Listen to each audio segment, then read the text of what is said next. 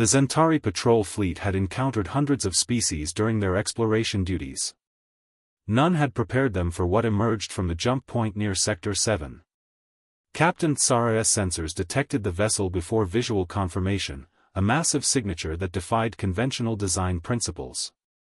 When the human warship fully materialized, her entire bridge crew fell silent. The UES Indomitable hung in space like a predator carved from metal and spite. Unlike the elegant curves of Centauri vessels or the crystalline beauty of Altarian ships, the human warship was all brutal angles and exposed weaponry. It bristled with railguns, missile pods, and energy cannons mounted in configurations that seemed almost aggressive in their excess. "Hail them," Tsara ordered, unable to hide the tremor in her voice. The human who appeared on screen wore a crisp military uniform, his face weathered and scarred. Admiral Jack Hawthorne offered a polite nod. "This is United Earth Ship Indomitable. We come in peace, but we're prepared for anything else." Tsara's translator struggled with the phrase. "Admiral, your vessel is heavily armed for a diplomatic mission." Hawthorne's expression didn't change. "Captain, where we come from, peace is something you earn by being too dangerous to attack. We learned that lesson the hard way." The Centauri science officer whispered urgently. "Captain, their armor is 30 centimeters of composite alloys.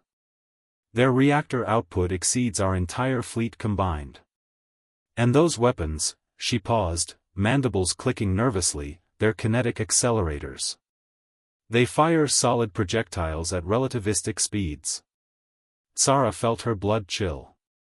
Kinetic weapons were considered barbaric, primitive, but at those velocities, they were more devastating than any energy weapon. "Why would you need such excessive firepower?" Hawthorne leaned back in his chair. "Captain, humans spent 10,000 years fighting each other before we reached the stars. We built weapons that could crack planets, diseases that could end civilizations, machines that could think and kill independently. We know what intelligent species are capable of because we've done it to ourselves." He paused. "We hope we never have to use this ship's full capabilities. But if something threatens Earth or our allies, we won't hesitate." The Centauri tactical officer's screen flashed urgently. "Captain, I'm detecting their point defense systems. They can track and eliminate thousands of incoming threats simultaneously. And their armor, it's designed to regenerate. They expect to be hit and keep fighting." Tsara understood now. Most galactic species had evolved past their violent phases before reaching space. Humans had brought their violence with them, refined it, perfected it. "Admiral," she said carefully, "the Galactic Council will want to meet with you. But I must ask, are all human military vessels like this?"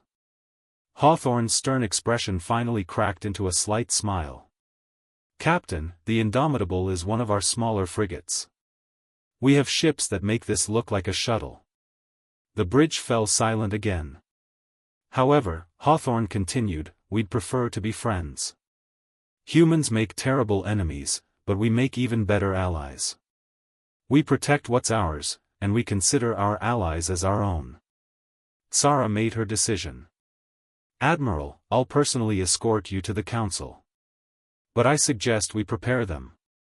Your arrival is going to change everything." As the human warship moved through Centauri space, word spread across the galaxy: a new species had emerged, one that brought the violence of their evolution into the stars, not as conquerors, but as guardians who understood the price of peace.